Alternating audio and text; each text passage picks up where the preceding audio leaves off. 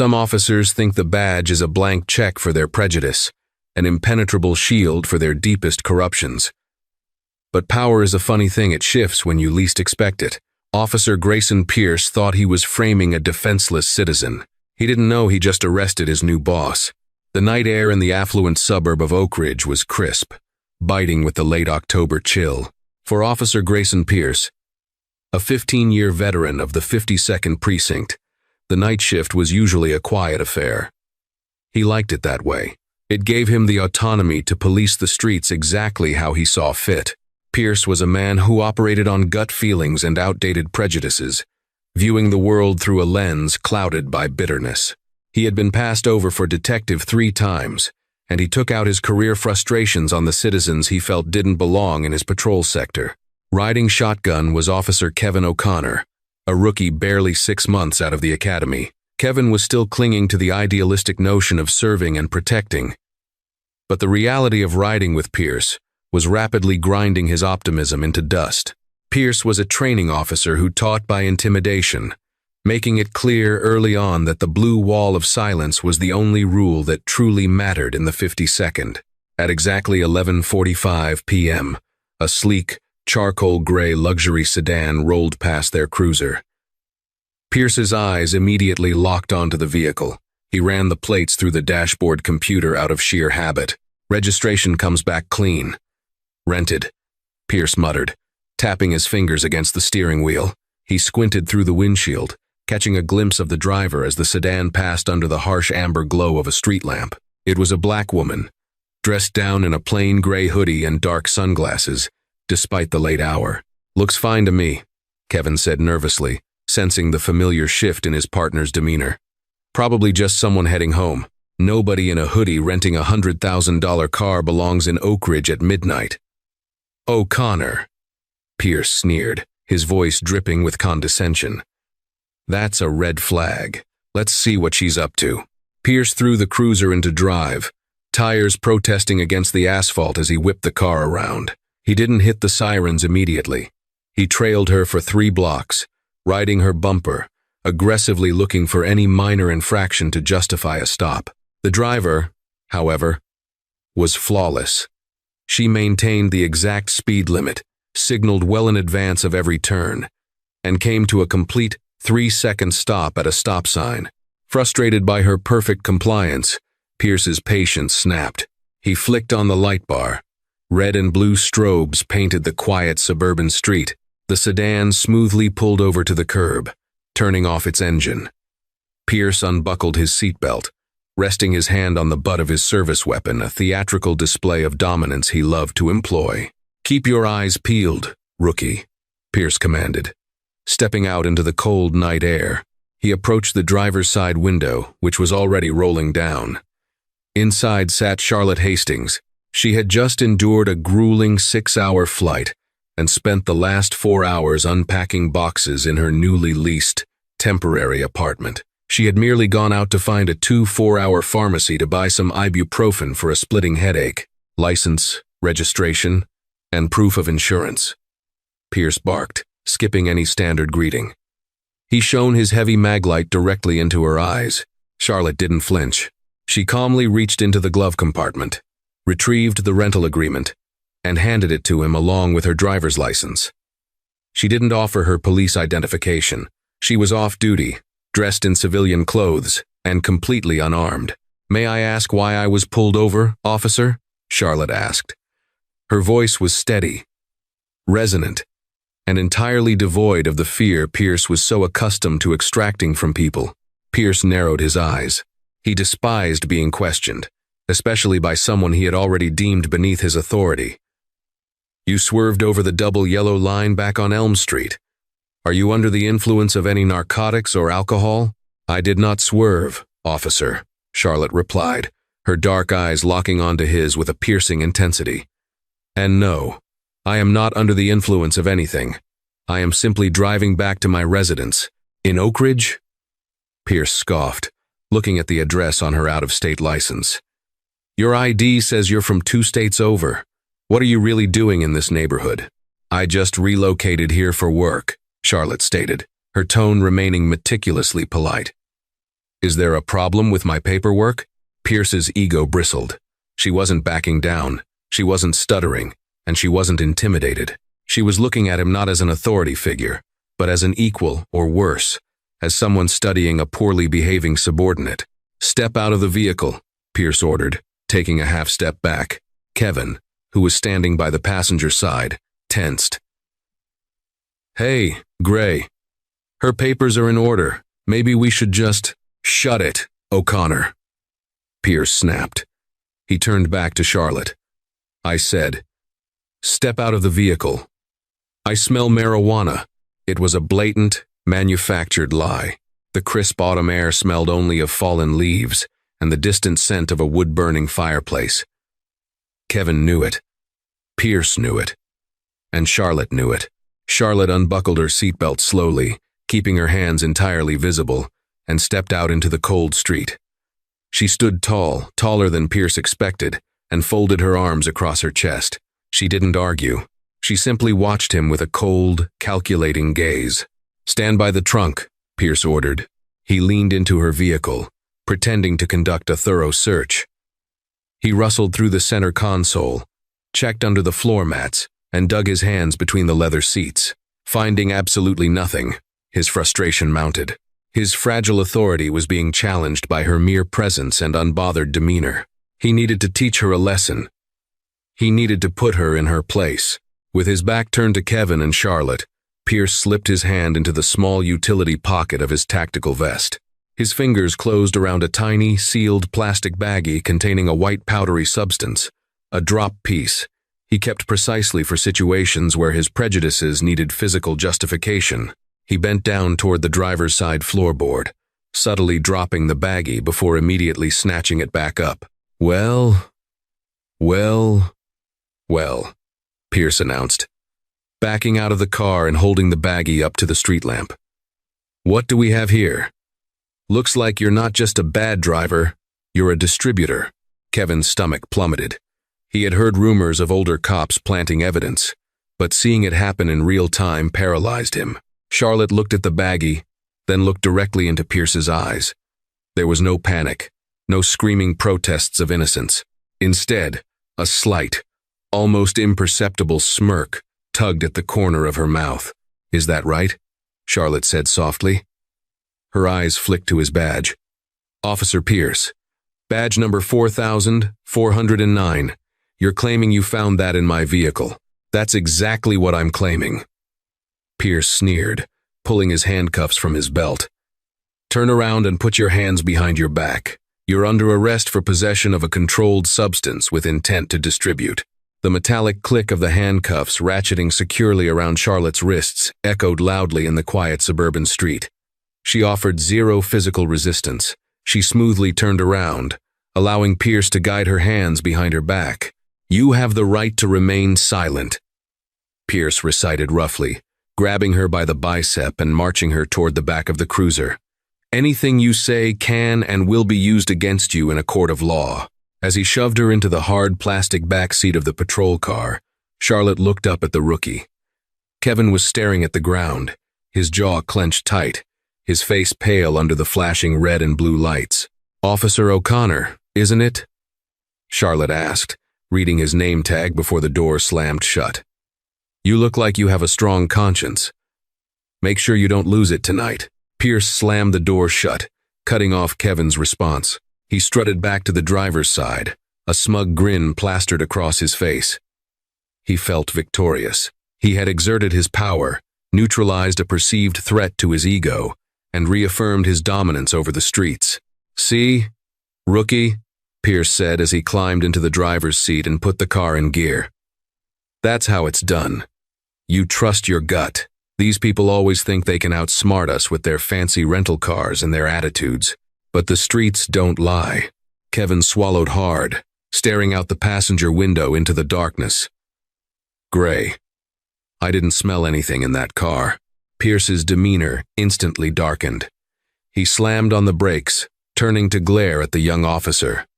Listen to me very carefully, O'Connor. You smelled marijuana. I found a baggie of cocaine under the driver's seat. That is the reality. That is what goes in the report. If you want to make it past your probationary period in this precinct, you better learn how to be a team player. Do we understand each other? Kevin felt the suffocating weight of the blue wall crashing down on him. He gave a small, defeated nod. Yeah, I understand. The drive to the 52nd precinct was tense and silent. In the rearview mirror, Pierce occasionally glanced at his prisoner. He expected her to be crying, begging for a break, or furiously threatening to call a lawyer. Instead, Charlotte sat perfectly upright, her eyes calmly scanning the interior of the cruiser, making mental notes of the dilapidated state of the vehicle and the unprofessional demeanor of its driver. They arrived at the precinct a brutalist concrete building that looked as worn down and cynical as the officers who staffed it. Pierce hauled Charlotte out of the car and marched her through the back doors into the bustling, neon-lit chaos of the booking room. The air smelled of stale coffee, industrial floor cleaner, and stale sweat. Telephones rang incessantly. "Hey, Pierce," called out Sergeant Foley, the grizzled veteran working the intake desk. "What did you drag in tonight?" "Got a live one, Foley." Pierce laughed, shoving Charlotte toward the fingerprinting station. "Caught her rolling through Oak Ridge in a rented luxury car. Gave me attitude, so I tossed the car. Found an 8-ball of coke hidden under the seat. Thinks she's royalty." Foley barely looked up from his computer screen, lazily chewing on a toothpick. "Name?" he grunted at Charlotte. "Charlotte Hastings," she replied evenly. "Occupation?" Foley asked, typing with 2 fingers. Charlotte paused for a fraction of a second. "Civil servant." Pierce snorted loudly. "Civil servant? What? You stamp envelopes at the DMV? Put her in holding cell 3, Foley. Let her sit with the drunks until morning. Maybe she'll learn some respect." Charlotte was processed with bureaucratic indifference. She was stripped of her belongings, her phone, her shoelaces, her wallet. Pierce never bothered to look inside the wallet beyond her driver's license. If he had dug just one layer deeper, he would have found a polished silver shield and an identification card bearing the seal of the State Police Bureau. Instead, he tossed her belongings into a plastic bin and personally escorted her to the holding cells down the bleak, gray corridor. He unlocked the heavy iron door of cell 3 and gestured for her to enter. "Enjoy your stay, sweetheart," Pierce mocked, leaning against the bars. "Maybe tomorrow you can call your little civil servant friends to come bail you out. Assuming you can afford the bond." Charlotte turned to face him through the iron bars.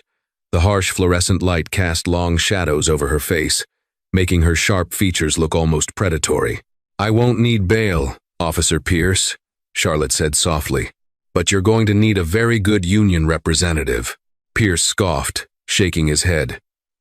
"Empty threats from a cornered rat. Get some sleep."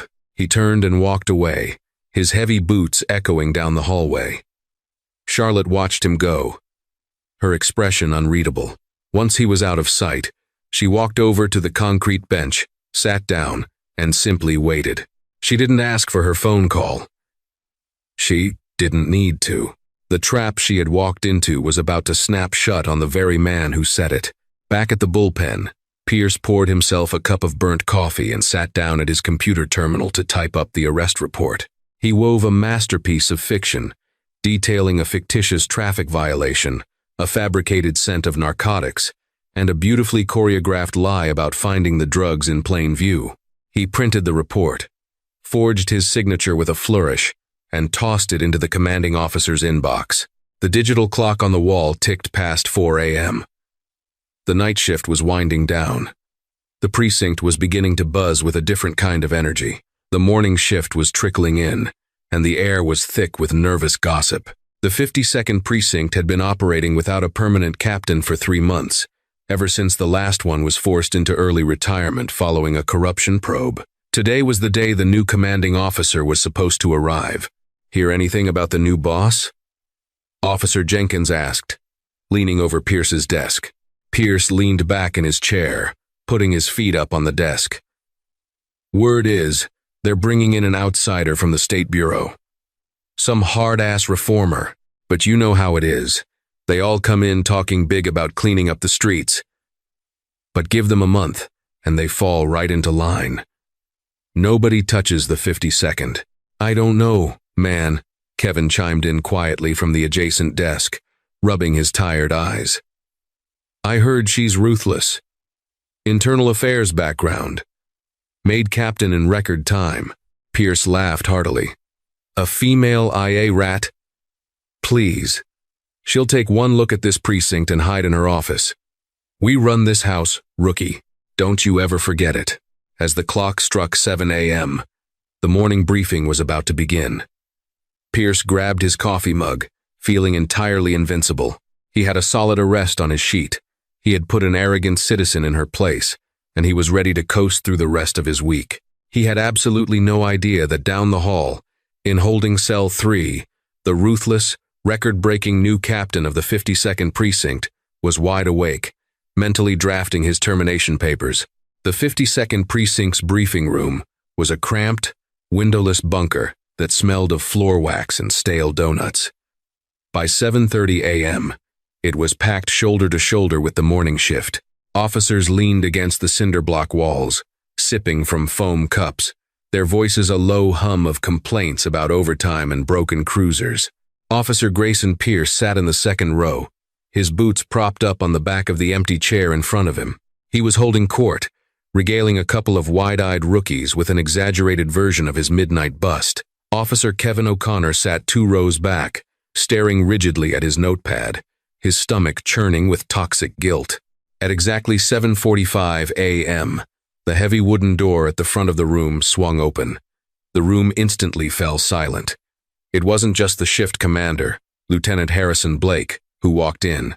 Behind him was Deputy Chief Jonathan Powell, a notoriously strict disciplinarian from the downtown headquarters.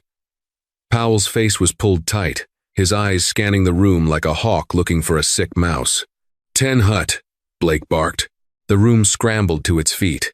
Pierce reluctantly lowered his boots to the linoleum floor, standing at attention but keeping a bored, insolent expression on his face. At ease? Take your seats, Deputy Chief Powell commanded. Stepping up to the podium, he gripped the edges of the wooden stand, looking at his gold Rolex. I'm here this morning for a specific reason. As you all know, this precinct has been operating without a permanent captain for 3 months. That ends today. The Bureau has appointed a new commanding officer, someone with a flawless record in internal affairs and a mandate to clean house.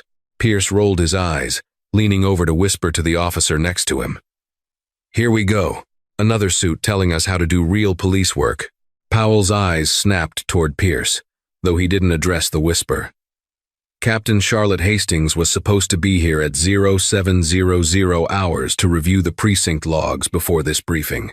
However, she has not arrived, and her phone is going straight to voicemail. In the back row, Kevin O'Connor's pen slipped from his fingers, clattering loudly against the floor. Lieutenant Blake, Powell said, turning to the shift commander. Have you heard from Captain Hastings? No, sir, Blake replied, looking entirely perplexed. I even called her emergency contact at the State Bureau. They confirmed she arrived in the city late last night.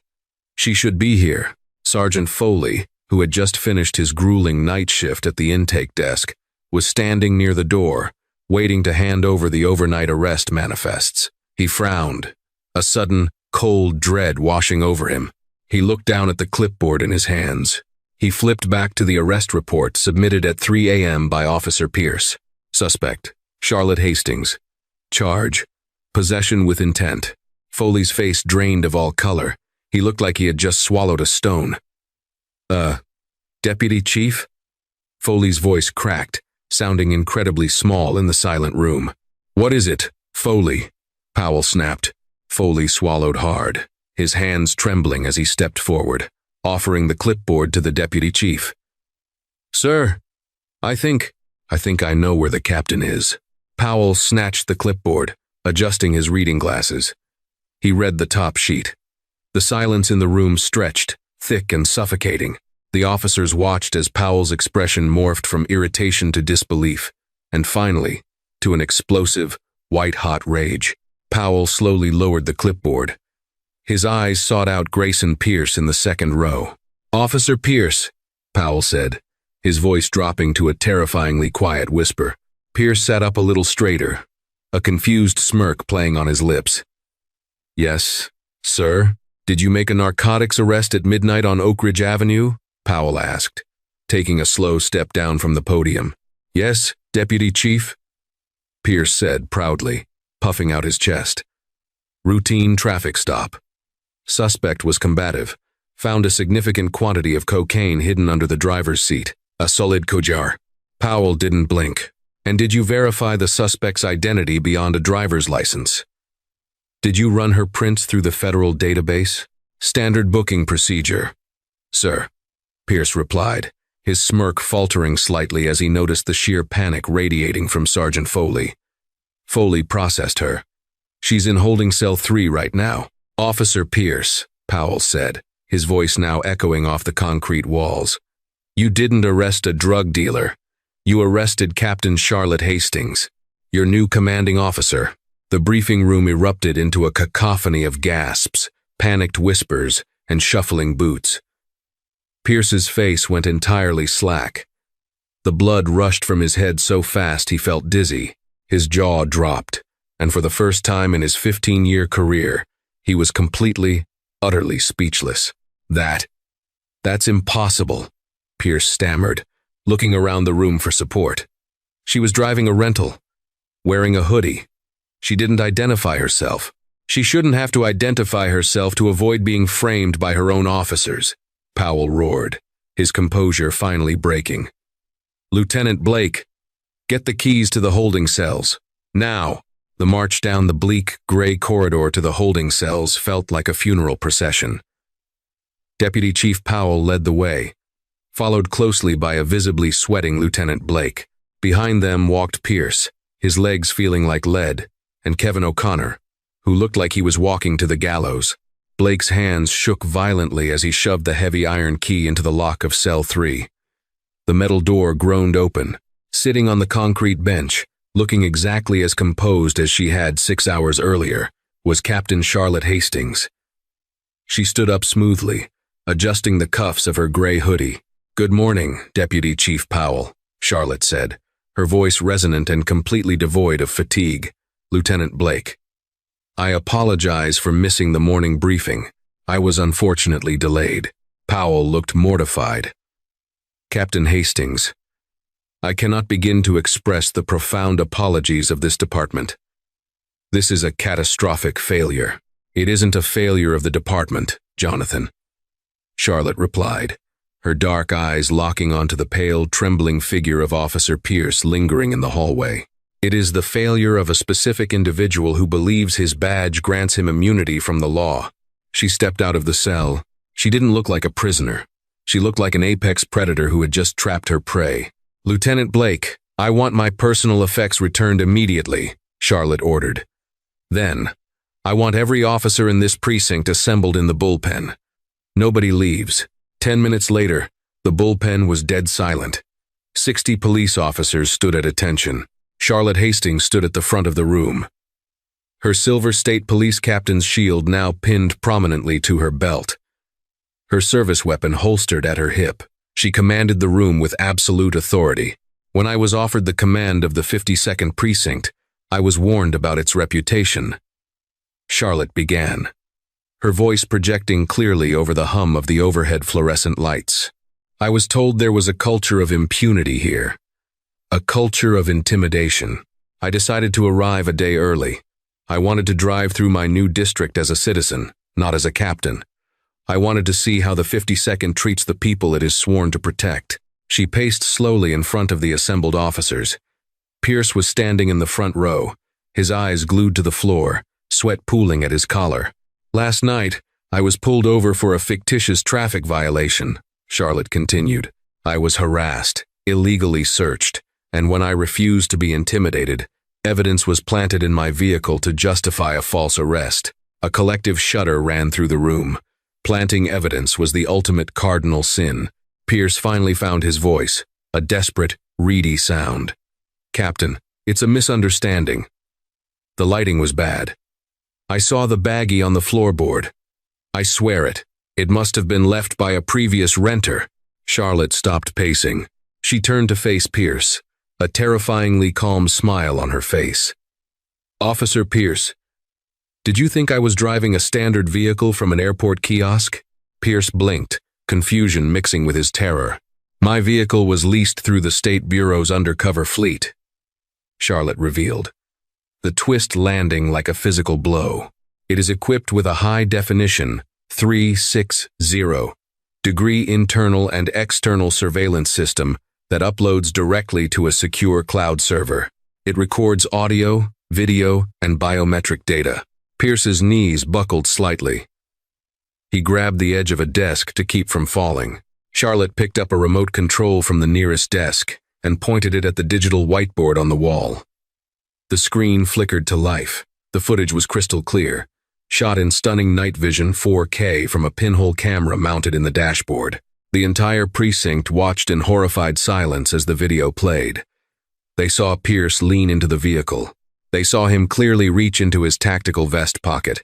They watched, in undeniable, high-definition clarity, as his fingers produced the baggie of cocaine, dropped it onto the floorboard, and snatched it back up in a fabricated display of discovery. Right there, Charlotte said, pausing the video on the exact frame where the baggie left Pierce's hand. Official misconduct, deprivation of rights under color of law, fabrication of physical evidence, perjury. She turned away from the screen and looked at the young rookie standing next to Pierce. Officer O'Connor, Charlotte said sharply. Kevin snapped to attention, tears brimming in his eyes. Yes, Captain, you were present for this entire interaction, Charlotte said. I am giving you one chance, right here, right now. What did you see? Pierce glared at Kevin, a silent, desperate threat passing between them. The blue wall of silence demanded Kevin lie, but Kevin looked at the screen, looked at the captain, and finally, looked at the broken, corrupt man he had been assigned to shadow. I saw Officer Pierce plant the narcotics, Captain, Kevin said, his voice shaking but loud enough for the entire room to hear. There was no smell of marijuana. There was no swerving. It was a bad stop, and it was a frame job. The wall shattered. Pierce lunged toward Kevin, pure rage taking over, but 3 officers immediately tackled him to the ground, pinning him against the linoleum.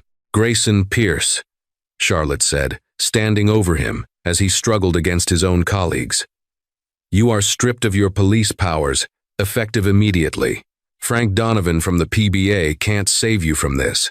You will be facing federal civil rights charges, and I will personally see to it that Judge Harmon doesn't grant you bail. She looked up at the officers holding him down. Cuff him. Read him his rights. Kevin O'Connor stepped forward, pulling his own handcuffs from his belt. His hands were finally steady. As he clicked the cold steel around his former training officer's wrists, the satisfying sound of real justice echoed through the stunned precinct. The badge is a symbol of public trust, not a shield for private malice. Grayson Pierce learned that the absolute hardest way, trading his uniform for a bright orange jumpsuit. Charlotte Hastings cleaned up the 52nd precinct, starting with the very man who tried to bury her. Karma doesn't always wear a uniform, but when it does, it demands absolute accountability and leaves no room for the corrupt.